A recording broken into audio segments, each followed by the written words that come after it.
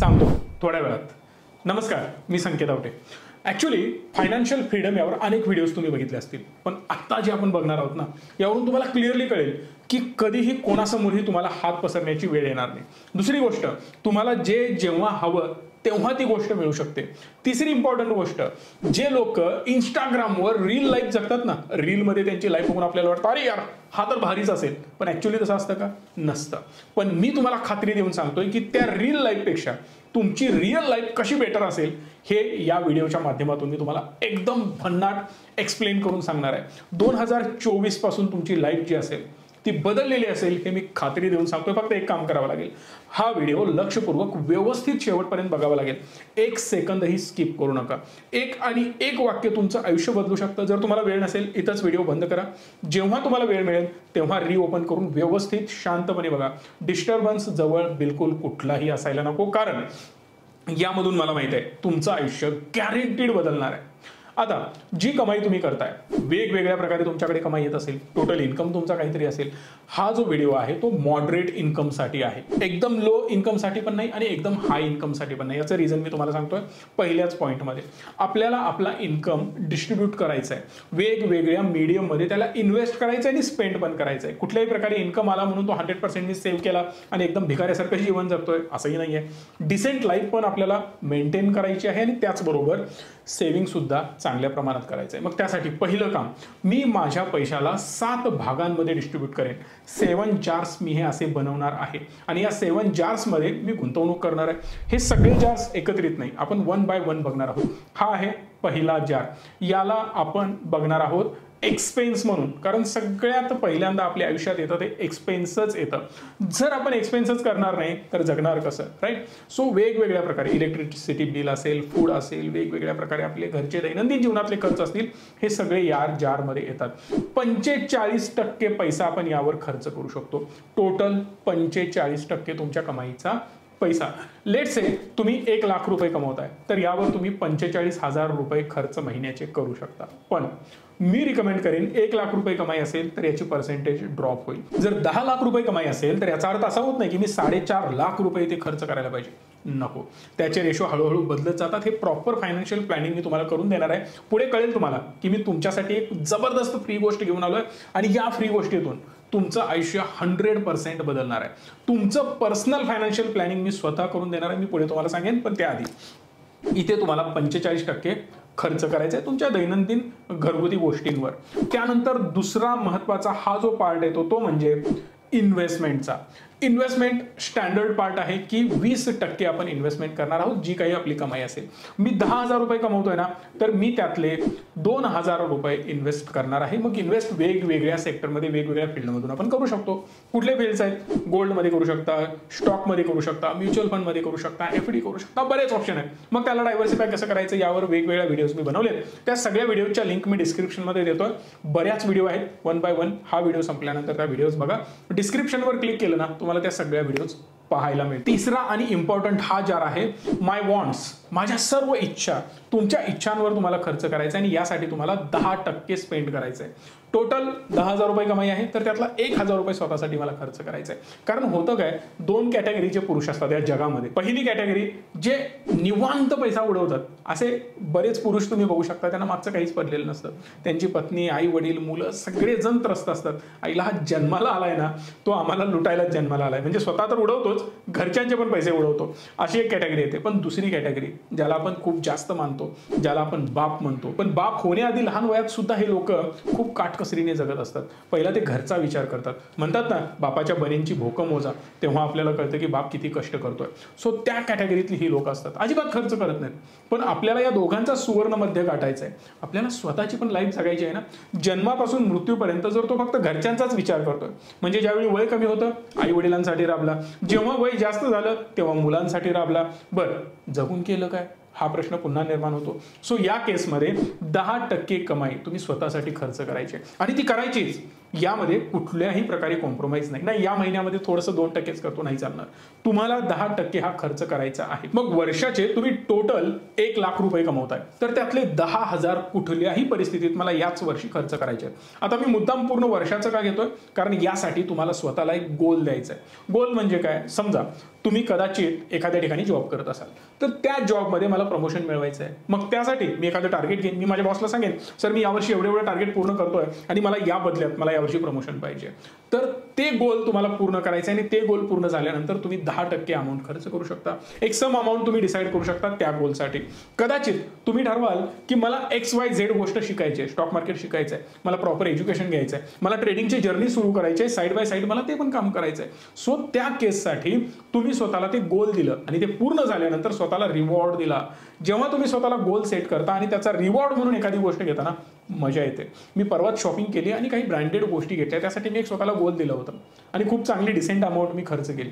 पण ते गोल पूर्ण झाल्यानंतर, मग हे गोल पूर्ण झाल्यानंतर एखादं काम केल्यानंतर जो रिवॉर्ड मिळतो ना, मजा येते तो रिवॉर्ड घेताना. सो अशा प्रकारे तुम्ही हा तिसरा गोल आणि तिसरा जार 10%चा स्वतःसाठी स्पेंड करू शकता. चौथा आहे LTS, लॉंग टर्म सेव्हिंग. हा जो जार आहे ना, यामध्ये तुम्हाला 10% सेव्हिंग करायचं आहे.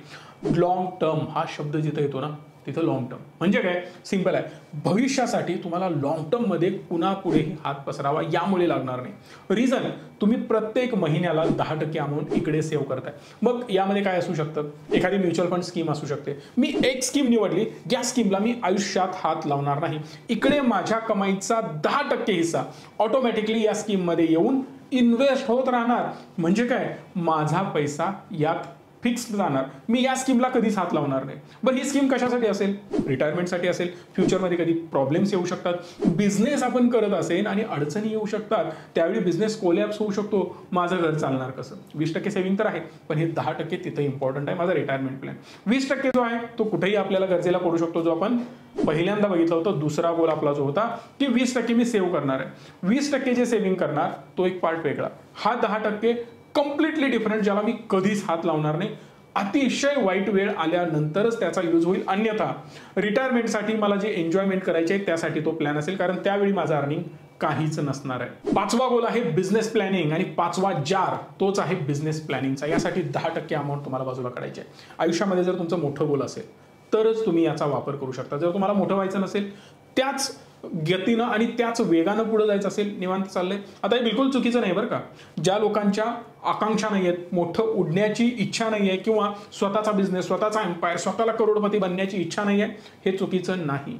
तुम्ही त्याच लाईफमध्ये खुश असाल, काही प्रॉब्लेम नाही. एंड गोल काय आहे, तर मला खुश राहायचं आहे, आनंदी राहायचं आहे, मजा करायची आहे. सो ते जर तुम्हाला तुमच्या जॉबमधनं मिळत असेल आणि सध्या जे काही XYZ तुम्ही काम करताय त्यातून सॅटिस्फॅक्शन असेल, तर काहीच प्रॉब्लेम नाही. असं बिलकुल नाही की प्रत्येकानं बिझनेसच करायला पाहिजे, नो डाऊट. पण ज्यांना ते करायचं आहे, ज्याला काहीतरी मोठं बनायचं आहे, ज्याला काहीतरी मोठं करून दाखवायचं आहे, त्याला डेफिनेटली हे करणं गरजेचं आहे. आता हे 10% जेव्हा तुम्ही सेव्ह कराल ना, तेव्हा 2 वर्ष, 5 वर्ष, 7 वर्ष, 10 वर्ष जेव्हा तुमची पूर्ण होतील आणि तेव्हा तुम्ही डिसिजन घ्याल की मी या XYZ बिझनेसमध्ये उतरतोय आणि यामध्ये काहीतरी मी मोठं करतोय, तर त्या केसमध्ये तो पैसा तुमच्या गाठीशी असेल. बरेच लोक काय चूक करतात, आज उठला, जॉबला लात मारली, गेला, बिझनेस उभा केला. साहेब, नाही होत असं. बिझनेस हा प्रॉपर प्लॅन करूनच होतो, नो डाऊट. त्यामध्ये रिस्क इन्व्हॉल्व असते, पण त्या रिस्कला कसं आपण मॅनेज करायचं हे आधीपासूनच प्लॅन प्रॉपर अवेलेबल पाहिजे.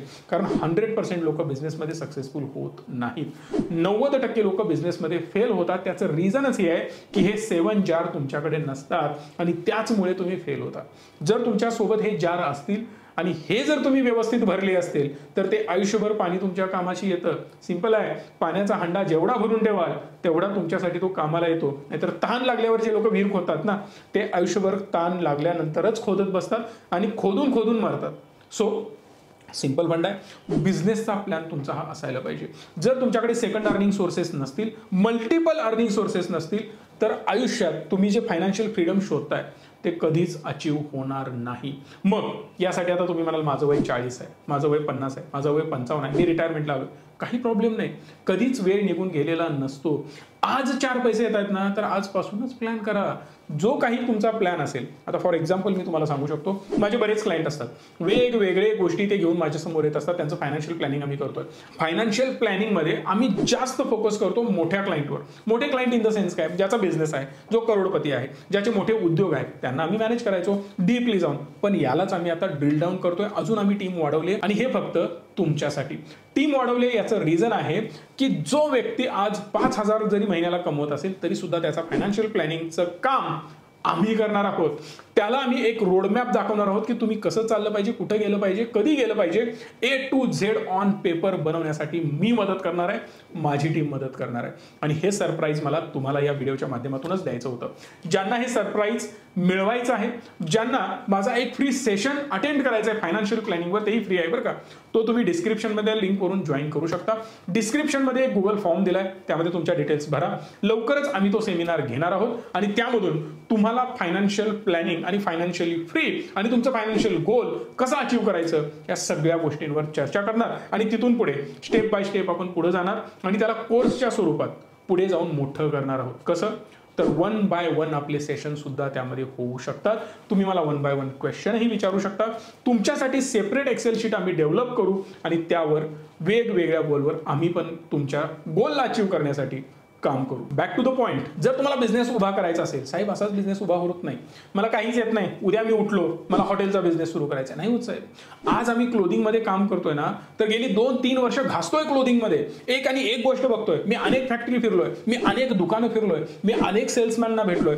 इव्हन स्वीपर पासून, दुकानाची स्वच्छता करणाऱ्या व्यक्तीपासून, मालकापासून ते होलसेलर पासून, ते कापड बनवणाऱ्यापासून ते शिवणाऱ्यापर्यंत प्रत्येकाचे इंटरव्ह्यू अक्षरशः घेतलेत मी. समोर बसून त्याला एक आणि एक गोष्ट मी विचारली, अरे दादा टिप कशी मारतो रे? मग ही साधी टिप आणि चांगली टिप, क्वालिटी आणि लो क्वालिटी कसं ओळखायचं? 200 रुपयाचा शर्ट आणि 20,000चा शर्ट काय डिफरन्स आहे? कशासाठी? का मार्केटिंगवर? ब्रँड व्हॅल्यू काय असते? पण फक्त ब्रँड व्हॅल्यूच आहे का हो? मग 400 रुपयाचा शर्ट आणि 20,000चा शर्ट क्वालिटी सेम आहे का? तर नाही, कापडामध्ये पण फरक आहे. बरं, यांचं प्रॉफिट मार्जिन जास्त आहे, यांचं प्रॉफिट मार्जिन कमी आहे. हे सगळं कुठून कळतं? हे सगळं तुम्ही जेव्हा शिकता तेव्हा कळतं. म्हणूनच आपला जो 6वा जार आहे, इम्पॉर्टंट जार, हा आहे एज्युकेशनसाठी. यावर तुम्हाला 5% खर्च कुठल्याही परिस्थितीत करायचा आहे. आता याला मी खर्च म्हणणार नाही, ही सुद्धा एक इन्व्हेस्टमेंटच आहे. एज्युकेशन आणि लर्निंगवर जेवढं तुम्ही फोकस कराल तेवढं तुमची ग्रोथ होणार आहे. मग यासाठी वेगवेगळ्या गोष्टी असू शकतात. समजा तुम्ही पुस्तकं विकत घेताय, वाचू शकता. एखादा ऑनलाईन प्लॅटफॉर्म आहे ज्यामध्ये ऑडिओ बुक असतात, त्याचं सबस्क्रिप्शन घेतलंय, घेऊ शकता. याच्या पुढे जाऊन जर तुम्हाला वाटत असेल एखादा कोर्स करायचा आहे, करू शकता. आता स्टॉक मार्केटचा माझा जे लोक कोर्स करतात त्यांना मी 100 वेळा ओरडून सांगतोय, ह्याला फक्त स्टॉक मार्केटसाठी मर्यादित ठेवू नका. मी बऱ्याच लोकांना आजपर्यंत उदाहरणं दिलेत. जेव्हापासून मी ट्रेडिंगमध्ये उतरलो ना, इन्व्हेस्टिंगमध्ये उतरलो ना, तेव्हा माझा माइंडसेट वेगळाच झालाय. उदाहरण देतो. याच्या आधी एक शेतकऱ्याचा मुलगा होतो मी, सिंपल साधं लाईफ जगणारा आणि एक छोटासा जॉब करणारा. 5-6 हजार सॅलरी पासून जेव्हा मी सुरुवात केली तेव्हा एक माइंडसेट वेगळा होता. प्रत्येक गोष्ट कॅल्क्युलेटेड रिस्क. अरे नको, गडबड होऊ शकते, अडकू शकतो आपण, अति रिस्क घ्यायला नको, थोडंसं सेफ जाऊया, जरा जास्त विचार करूया. विचारावर विचार, विचारावर विचार, नुसता थर लागत जातात, एक्झिक्युशन होतच नाही. पण जेव्हा मी मार्केटमध्ये उतरलो ना, स्टॉक शिकायला लागलो, तेव्हा एक माइंडसेट साहेब वेगळाच होऊन गेला. म्हणजे काय, जेव्हा मी एखादा ट्रेड घेतो, मी म्हणू शकतो का जरा विचार करतो नंतर अर्ध्या तासाने बघू? नाही, स्कॅल्पिंग आहे साहेब, एंट्री घे, एक्झिट कर, बाप दाखव श्राद्ध घाल. सिंपल आहे. इथं भयंकर गोष्ट आहे आणि भयंकर बुद्धीचा कस तुमचा इथं लागतो. कंटिन्युअसली तुम्हाला इथं फोकस करावं लागतं. तुम्ही काय करताय, सेकंदाला, मिली सेकंदाला तुम्हाला तुमच्या विचारांना बदलावं लागतं.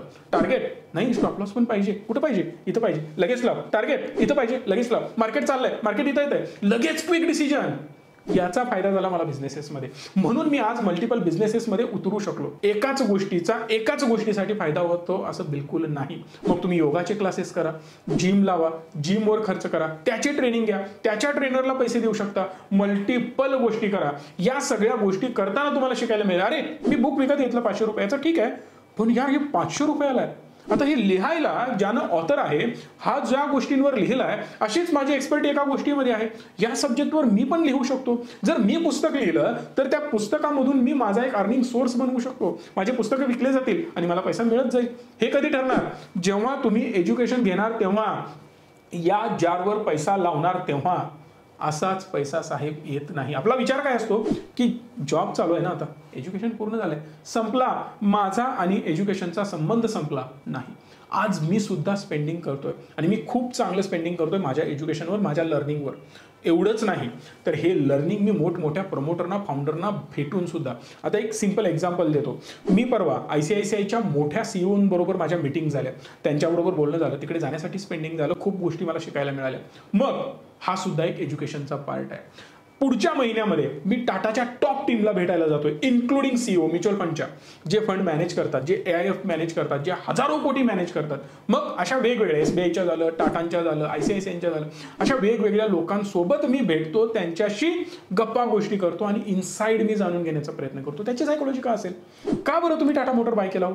का बरं तुम्ही रिलायन्स होल्ड करताय? का बरं तुम्ही LIC एवढा पडून पण आज होल्ड करताय? का बरं तुम्ही नवीन सुझलॉनमध्ये इन्व्हेस्टमेंट करताय? हे प्रश्न मी जेव्हा त्यांना विचारतो ना, तेव्हा प्रत्येकाची उत्तरं वेगळी असतात आणि त्यामधून मला त्या व्यक्तीचा स्वभाव, अनेक गोष्टी मला त्यातून शिकायला मिळतात. आणि याचाच फायदा एज्युकेशनचा तुमचा बिझनेस ग्रो करण्यासाठी होतो. हे एवढं डीपमध्ये जाऊन तुम्हाला कोणी सांगणार नाही, पण माझी एक आणि एक गोष्ट मी खुलेआम उघडपणे तुमच्यासोबत शेअर करतोय. इव्हन मी कुठल्या कंपनीमध्ये गेलो, का गेलो, कोणाशी भेटलो, हे सगळं मी तुम्हाला सांगत असतो. का तर यामधून तुम्हाला 4 गोष्टी शिकायला मिळाव्यात म्हणून. आणि शेवटचा आपला जार आहे आणि तो सगळ्यात इम्पॉर्टंट आहे. फक्त 1% जो शिल्लक आहे ना, तो इथं तुम्हाला इन्व्हेस्ट करायचा आहे किंवा तुमच्या फ्युचरसाठी तो तिथं हेल्प म्हणून वापरायचा. 1%, फक्त 1%. मी 10,000 कमवतोय ना, फक्त 100 रुपये मला या हेल्पसाठी द्यायचे. काय करू शकता? प्रत्येकाची विचारसरणी वेगळी आहे. तुम्हाला वाटत असेल की देव हेच सर्वस्व आहे, देवाला दान करा, अन्नदान करा, देवाच्या पेटीमध्ये टाका, एक वेगळी कॅटेगरी. दुसरी कॅटेगरी, अरे देव कुठे आहे जगामध्ये, माणूस हाच देव आहे, मला फक्त माणसावर विश्वास आहे, माणसांची मदत करा. एखाद्या मुलाला हेल्प करू शकता, एखाद्याला पुस्तकं घेण्यासाठी पैसे नाही आहेत, एखाद्याला पुस्तक देऊ शकता, एखाद्याला आजारपण आहे, त्याचा खर्च तो करू शकत नाही, त्याला देऊ शकता. अंध आहेत, अपंग आहेत, मतिमंद आहेत, त्यांच्या शाळेसाठी फुलाची पाकळी म्हणून काहीतरी मदत करा. बरं मी 100 रुपये कसे देऊ? ठीक आहे, काही प्रॉब्लेम नाही. एक 2-3 महिन्याचे 500-600 रुपये साठवा आणि ते 500-600 रुपये त्यांना देऊन या. अहो 100 रुपये दिले तरी काही प्रॉब्लेम नसतो. फक्त जा तिथे, बघा, तुम्हाला तिथून पॉझिटिव्ह एनर्जी मिळते. तुम्हाला वाटतं ना, आता माझी एक स्टाईल तुम्हाला सांगतो, मी जी मॅक्सिमम वापरतो. मी फळं घ्यायला जातो, कधी कधी बायकोच्या फोनवरून शिव्या आल्या तर मी भाजी सुद्धा घ्यायला जातो. बरं का, ही भाजी घेऊन या, जावं लागतं, आमचा सुद्धा संसार आहे. सो या केसमध्ये मी आजही जाणून बुजून शेतकऱ्याला शोधतो, लगेच ओळखतो. बागवान आणि शेतकरी लगेच ओळखतात मला. हजारो लोकांच्या भाजी मंडईत घेऊन जा, मी तुम्हाला एक आणि एक तुम्हाला सांगेन, हा व्यापारी आहे का शेतकरी आहे. कारण एवढी वर्ष मी पण शेतकऱ्याचाच मुलगा आहे आणि मी सुद्धा भाजी खरेदी करतोय. यामध्ये एक काम करू शकता, त्याला तुम्ही म्हणा, सर छान भाजी देताय काका तुम्ही, काकी मस्त भाजी आहे तुमची, घ्या पैसे. किती रुपये?